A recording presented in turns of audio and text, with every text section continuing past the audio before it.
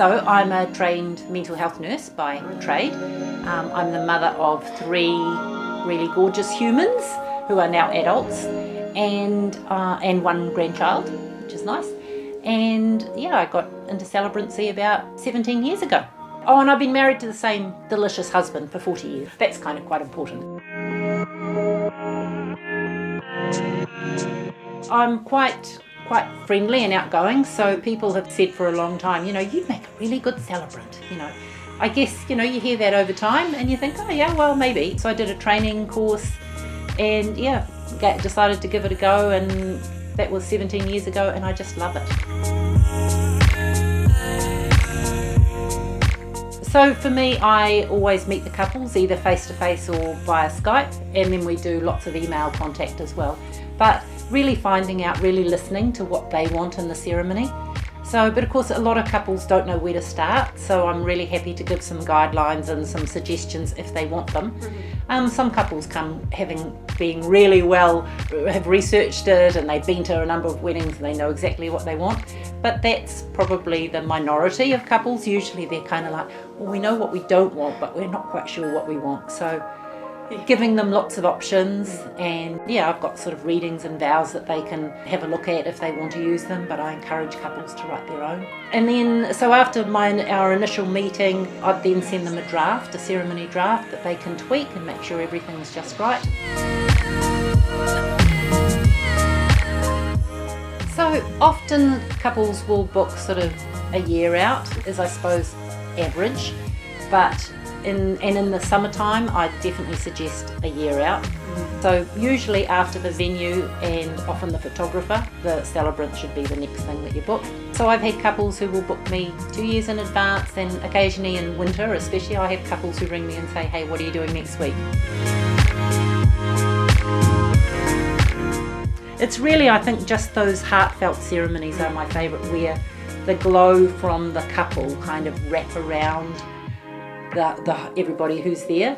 So those relaxed ones. I've also got a bit of a reputation of having quirky weddings as well, sort of themed weddings, or a bikies wedding, where got all these people turned up on Harleys and did a bit of a salute to the couple.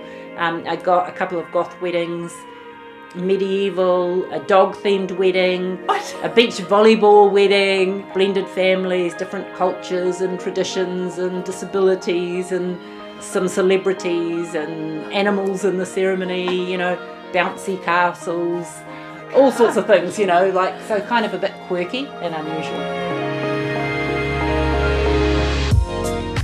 I suppose individualising each ceremony, it really means that you do need to meet the couple and get to know them, and really interview them and dig a bit deeper and find out what they love about each other, and find out if there might be proposal stories but ways of creating a really unique ceremony for them.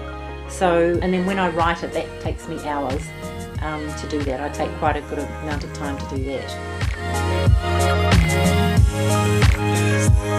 I've actually got 2.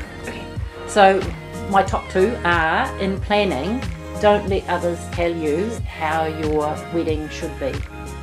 Make sure that it reflects you as individuals, and that it's truly and uniquely your own.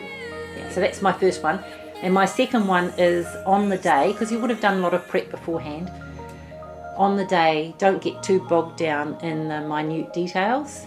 Just be present, and it's about marrying the person that you love, and just enjoy it. So those are my 2 tips. It doesn't have to be a wedding, you don't have to spend a lot of money on a wedding, so keep it simple, so it doesn't have to be a huge performance.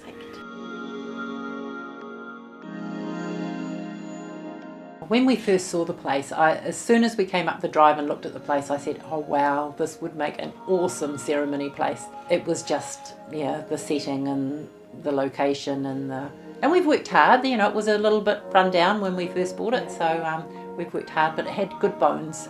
So we've been very lucky.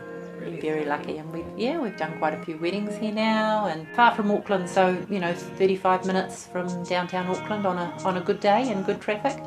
And of course right in the heart of Kumeu, and really close to Muriwai Beach, just 10 minutes from Muriwai, which is great for beach photos as well. View the venue, they just need to call and make an appointment because it is our home. So, and obviously I'd like to have it looking nice when they come. It's got to be the people. It's just being there when people are sharing their sort of love stories, actually interviewing the people I like doing, and then writing a ceremony that's unique for them and hearing their love story. And I still go, oh, you know, because I'm a bit of a romantic at heart, I guess.